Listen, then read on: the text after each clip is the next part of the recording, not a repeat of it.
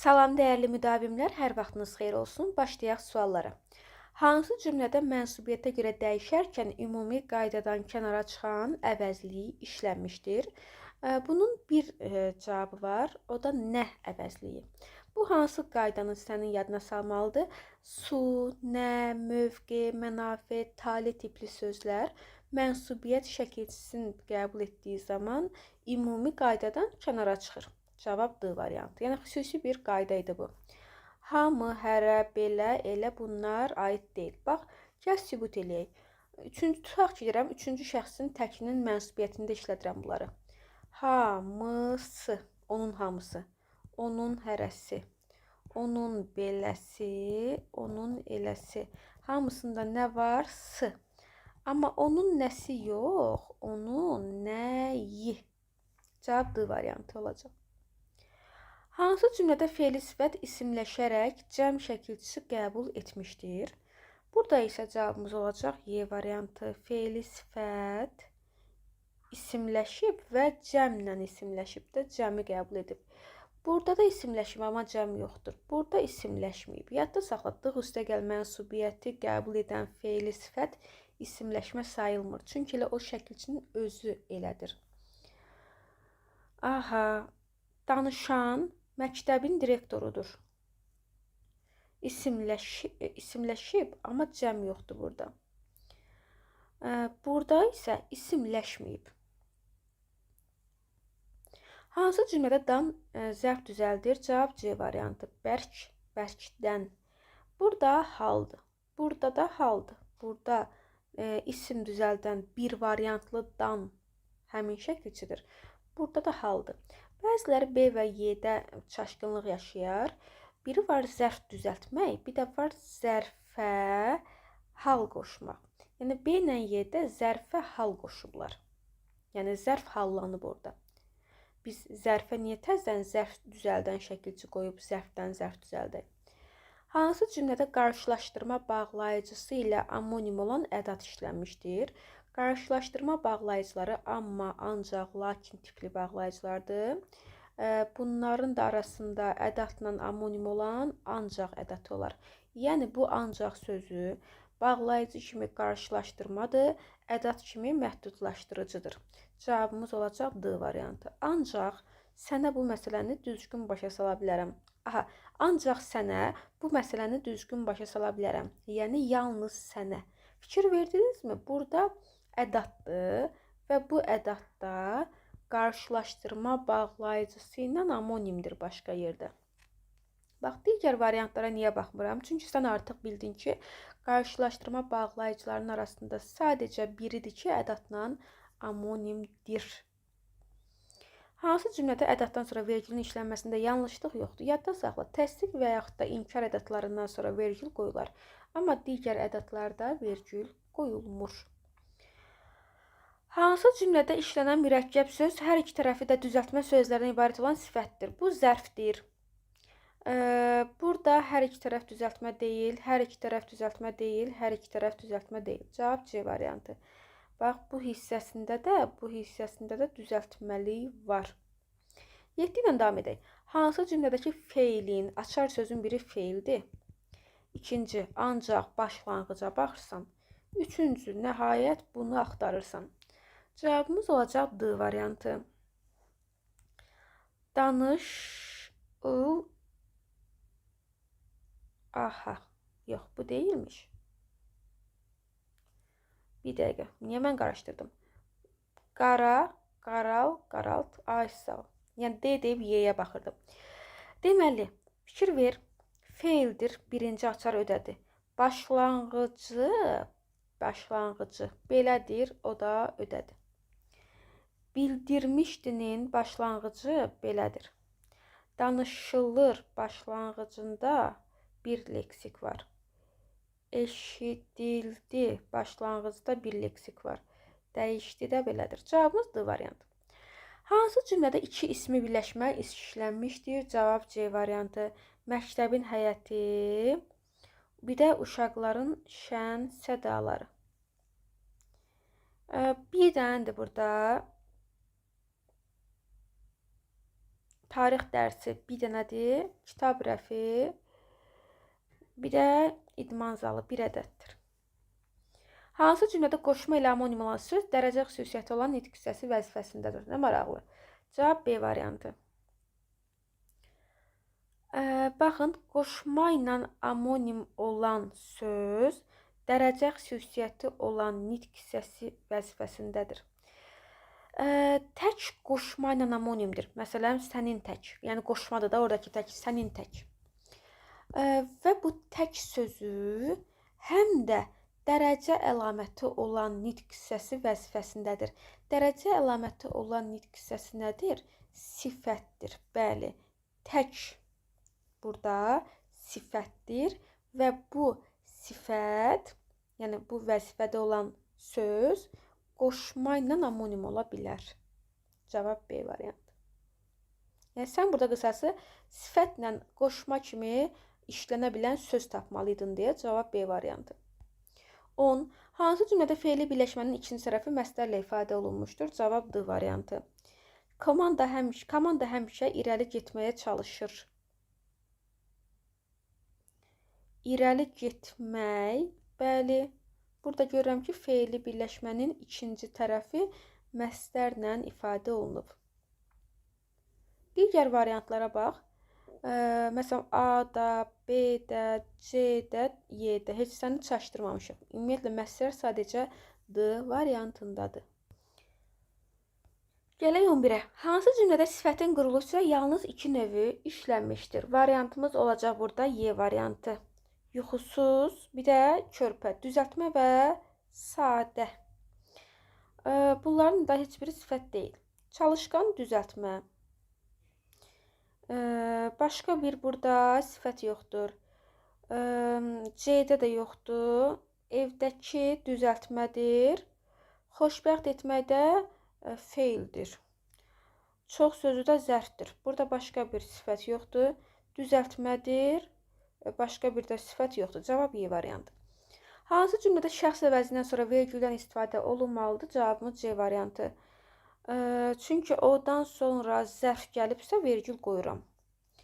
Burada köməkçi gəlib vergül qoymuram. Burada təyin funksiyasındadır, amma biz mübtəda funksiyasında olsun ki vergül qoyaq. Burada özündən sonra əvəzlik gəlib. Burada da təyin funksiyasındadır deyə vergül qoymuram. Yəni odan budan sonra vergül qoyanda iki dənə şərtimiz vardı. O şərtlərə də əməl etmək lazımdır. Həm o mübtəda olsun, həm də odan sonra isim, sifət, say, fe'li sifət, zərf, modal söz gəlsin ki, vergül qoyulsun.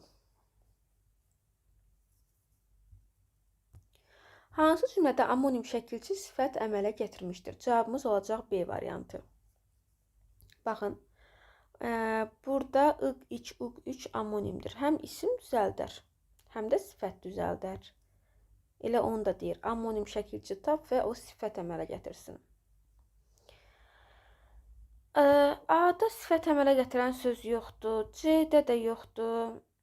Məsələn, bilik var burada, amma burada sifət yox, isim əmələ gətirib deyə mən amonim olsa belə bu şəkilçi götürmürəm.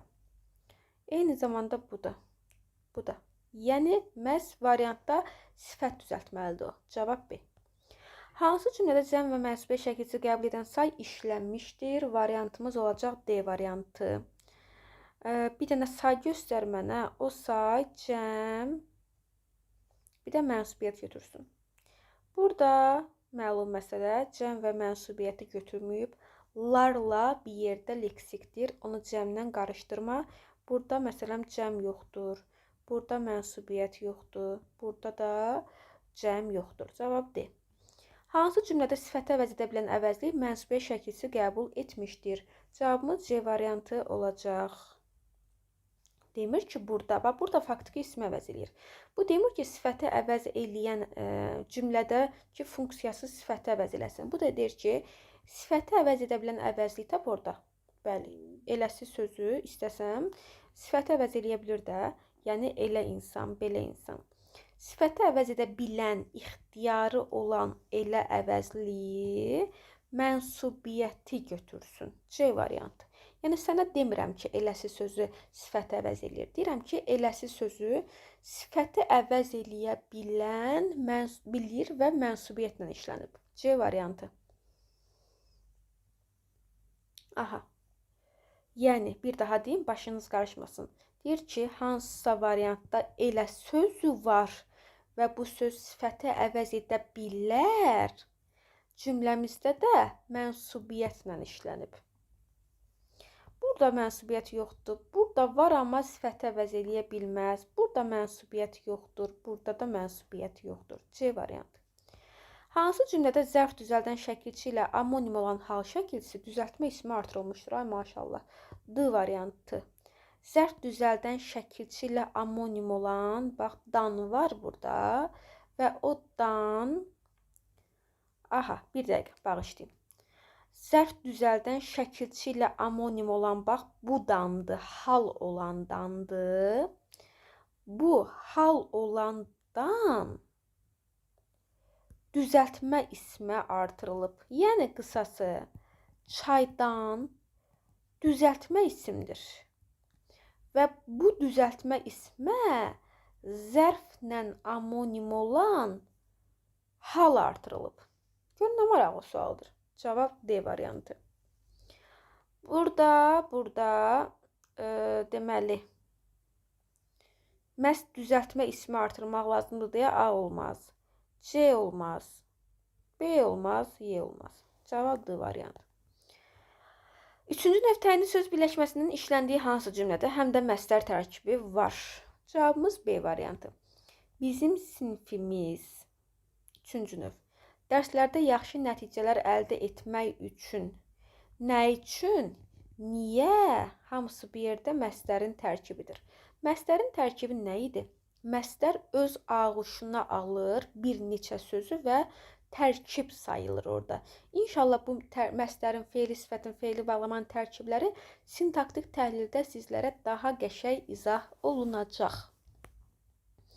18. Hansı cümlənin feili şuhudi keçmiş zamanda işlənmişdir? Cavabımız Y variantı. Feil şuhudidə işlənib. Şuhudi dı-di-du-dudur. Buradakı hissəcidir. Çünki bir sözdə 2 ədəd zamana oxşar şəkilçi varsa, birincisi zaman, ikincisi hissəcidir. Qazanmış, bu nəqlidədir. Bu isə hissəcidir. Cavab Y. Hansı cümlədə bir-biri ilə amonim olan köməkçi nitq hissələri işlənmişdir? Cavabımız olacaq D variantı. Qonaqların arasında o da var idi də. Deyir ki, bir-biri ilə amonim olsun. Bu bağlayıcıdır, bu da uzadıram deyə ədatdır. Digər variant nə olmaz? Bax, burada 2 dənə gərək ancaq olsun ki, mən amonim sayım. Nə bilim, burada 2 dənə ki olsun ki, amonim sayım. Yəni, bir cümlədə 2 dənə eyni söz olsun ki, bir-biri ilə amonim sayılsın.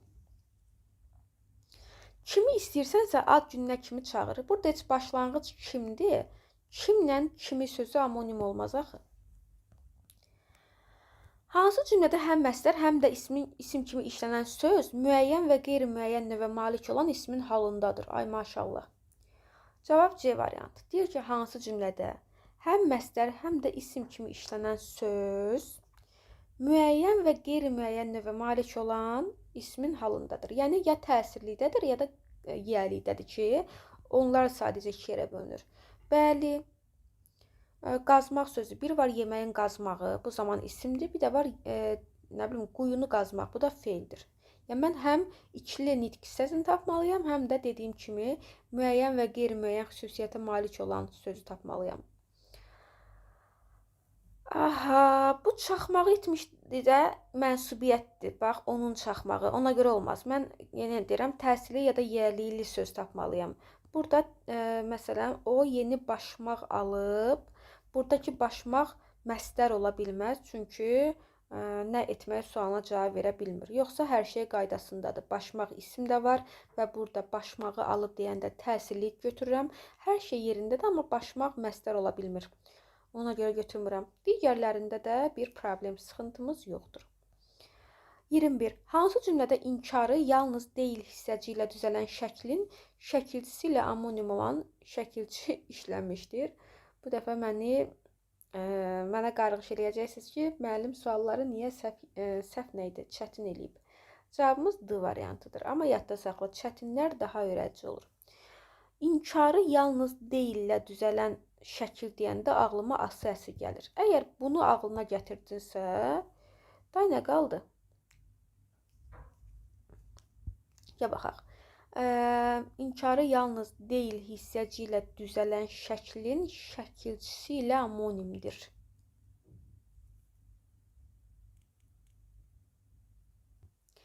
Əla sualdır. Bax, B də ola bilər, D də ola bilər. İnkarı yalnız deyil hissəci ilə düzələn şəklin şəkilçisi ilə amonim. Deyil şəkillərdən asıəsiyə, yəni lazıma qoyulur da, düzdür? Amma sən variantlarda lazım tapma. O lazımın şəkilçisi ilə amonim tap, yəni fe'li sifət tap. B-nin olmama səbəbi B-dəki elə həmin şəklin şəkilçisidir. Amma bu demir ki, həmin şəklin şəkilçisini işlət variantda. Deyir, onu tap, yəni lazım şəklini tap və o lazımdan amonim olsun. Lazımla amonim olan şəkilçi də fe'li sifət şəkilçisidir. Ona görə cavabımız olacaq D variantı. Hansı cümlədə həm sifət, həm də fe'l kimi işlənən söz qoşma vəzifəsindədir? Cavab Y variantı. Həm sifət, həm də fe'l kimi işlənə bilən bir söz var. O, cümləmizdə qoşmadır. Bax, sarı rəng sifət, qolumu sarı fe'l, evə sarı nədir? Qoşmadır. Cavab Y variantı. Həyatda hər kəsin aradığı bir şey var, xoşbəxtlik. Amma bu, hər zaman tapılması asan bir şey deyil. Çox vaxt insanlar xoşbəxtliyi harda axtarmalı olduqlarını bilmirlər. Bəziləri maddi uğurda, bəziləri başqalarının qəbulunda, bəziləri isə xarici gözəllikdə tapmağı ümid edirlər. Lakin əsl xoşbəxtlik hamısından fərqli bir yerdədir. Daxili sülh və məmnuniyyətdə. Bir çox insan hələ də xoşbəxtlik anlayışını növbəti böyük şey ilə əlaqələndirir. Yeni bir iş, daha böyük bir ev ya da yeni bir münasibət. Ancaq bu, növbəti böyük şey gəldikcə daha çox şey istəyir, daha çox şey axtarırıq. Bu dövr heç bitmir. Çünki xoşbəxtlik xarici amillərdən çox bizim daxili dünyamızla əlaqəlidir. Əslində, hər gün kiçik şeylərdə xoşbəxtliyi tapmaq mümkündür. Bir fincan isti çay içmək, dostlarla söhbət etmək, gün batımını izləmək. Bunlar kiçik anlar olsa da insanın ruhunu dincəldir və onu həyatın dəyərini anlamağa yönəldir.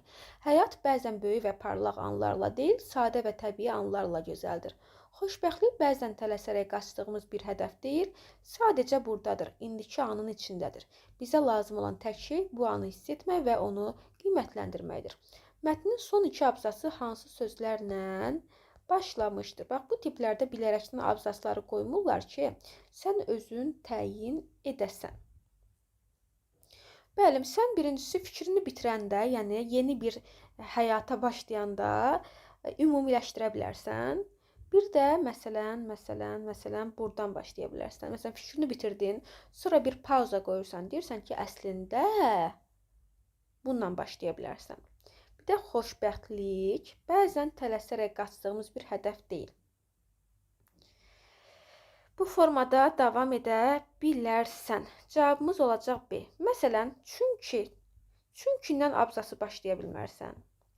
Lakindən başlama, bu ilə başlama, bunlarla da başlama. Elə variantlarla da tapmaq olar ki, cavabımızı yeni fikirlərlə başlayarsa B variantı götürək. Bəzi insanlar dünyanın düz olduğuna inanır, amma fakt budur ki, yer kürəsi əslində çox mürəkkəb və bənzərsiz bir formaya sahibdir. Geoid. Geoid yer kürəsinin real formasıdır və düz deyil. Əslində bir qədər şikün və qeyri-bərabərdir. Yer tamamilə dairəvi deyil, çünki cazibə qüvvəsi nəticəsində ekvator ətrafında biraz şişir. Bu onu yer kürəsi deyil, daha çox bir top deyilə biləcək bir formaydır.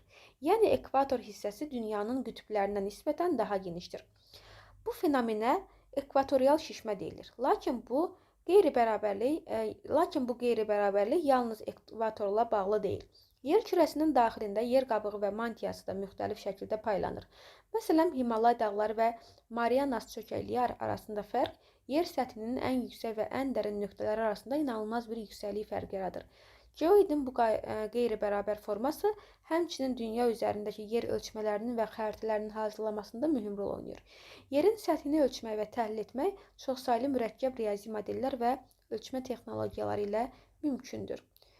Ay maşallah. Mətnə əsasən uyğunluğu müəyyən eləməliyik. Doğrudan doğru, ehtimaldan ehtimalı, yanlışdan da yanlışı seçməliyik. Birinci doğrudan başlayaq. Ekvator ətrafında yer şişkin və daha genişdir. Elə bunu bayaq da görmüşdük. Yerin daxili və xarici forması arasında heç bir əlaqə yoxdur. Əksinə elə bayaqdan o əlaqədən danışırdı. Ona görə ikiləri çıxarıq. Yer kürəsi bəlkə də bizim bildiyimizdən daha çox qeyri-bərabər. Ay sağ ol, ola bilər də mən nə bilim. Cümlədə yazmayıb bunu. Yazmayıb ki, bəlkə də bizim bildiyimizdən daha çox qeyri-bərabər bir formaya sahibdir. Bu bir ehtimal ola bilər ki, kim bilir. Bəlkə də biz daha az görürük o formanın qeyri-bərabərliyin. Amma sən demə daha çoxdur. Yəni bu bir ehtimaldır. Kimsə buna səhv deyə bilməz. Əgər cümlədə yazsaydı ki, yer kürəsi yox, nə olur olsun, azdır qeyri-bərabərliyi, o zaman mən onu ehtimal yox, problem kimi götürərdim. Yəni, ehtimal odur ki, mətndə yazılmasın, amma səhv də olmasın da, məntiqlə, ola bilər deyə biləcəyim bir şey. 1-3. Bir də davam edək, yanlışdır. Yanlışdan da yanlışı. Baxın, yer səthinin ölçülməsi sadə bir prosesdir və riyazi modellərə ehtiyac yoxdur. Əksinə, mən yer səthinin ölçülməsi haqqında, onun prosesi haqqında riyazi modellərə ehtiyacım olur. Elə mətndə də yazmışdım. Bu hissələrdə deməli yanlışlıq olduğunu gördük. Yəni sən doğrudan doğrunu, ehtimaldan ehtimalı, yanlışdan da yanlışı seçdin. Geoid yerin real formasını təmsil edir fikri düzdür, amma sən yanlışdan düzü yox, yanlışdan elə yanlışı seçməlisən. Himalay dağları və Mariana çökəkliyi yerin ən yüksək və dərin nöqtələrdir. Bax, bu haqda da burada fikir var idi. Fikir burada da var idi.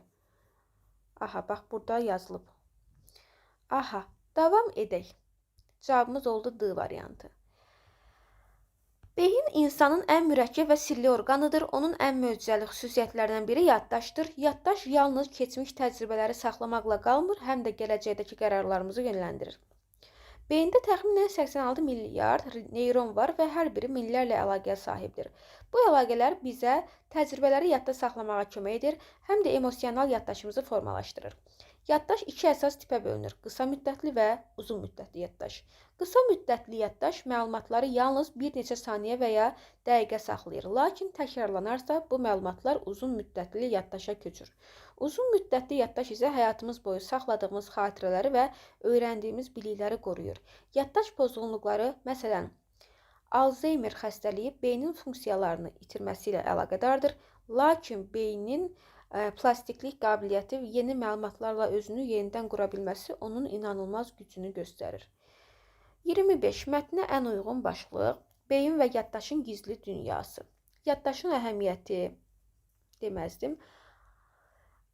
Mükəmməl müalicə edə bilərəm Alzheimeri, amma bu ən uyğun başlıq deyil. Yaddaşın unudulması unudula bilər, əhəmiyyətli ola bilər, müalicə edə bilərəm, beynin çalışma mexanizmi haqqında danışa bilərəm, amma mən düşünürəm ki, beyin və yaddaşın gizli dünyası desəm, elə gücdən ortaya çıxıram ki, bunun gizli dünyası var. Bax, bu hissələrdən itirir, amma mən yeni məlumatlarla onu yenidən qururam. Yəni, ən uyğun variant olacaq C variantı. Belə əziz müdavimlər, ümid edirəm suallar sizə maraqlı, faydalı olduğu. Beyniniz, yəni bu hissələrdə yansa bilər, amma səviyyəli, diqqət tələb eləyən, nəyi nə səviyyədə bildiyinin əyani sübutları bu testlərdə, əsasən də qrammatik suallarda öz əksini tapmışdır. Sağ olun, növbəti izahlarda görüşənədək.